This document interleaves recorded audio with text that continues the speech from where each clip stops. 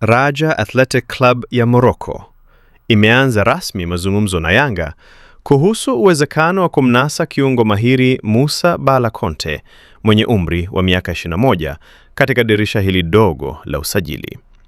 Kwa mujibu wa taarifa zinazoendelea kupatikana, Raja Casablanca imewasilisha nia yao kwa Yanga wakitaka kufahamu upatikanaji wa kiungo huyo anayesifika kwa uwezo mkubwa wa kuchezesha timu, nguvu ya mwili, pamoja na uwezo wa kukaba na kujenga mashambulizi kwa kasi.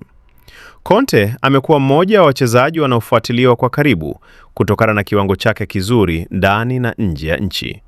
Hata hivyo, Yanga imeonyesha msimamo mgumu katika suala la kumwachia nyota huyo chipukizi, ikizingatiwa umuhimu wake mkubwa ndani ya kikosi pamoja na mipango ya klabu kwa msimu huu.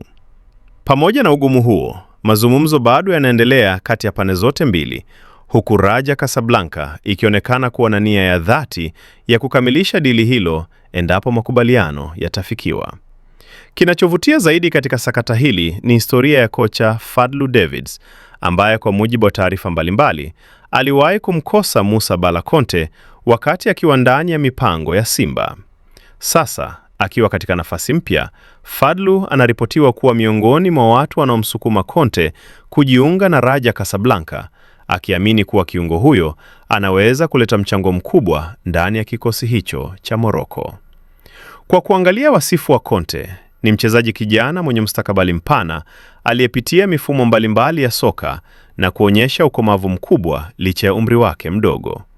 Hilo limefanya klabu kadhaa barani Afrika kuanza kumweka kwenye rada zao, huku Raja Casablanca ikionekana kuchukua hatua ya kwanza mapema.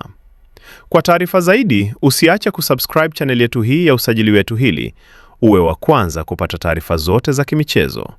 Pia, tunapatikana kwenye mtandao yote ya kijamii, Facebook, Instagram na TikTok, pamoja na Twitter kwa jina la Usajili Wetu.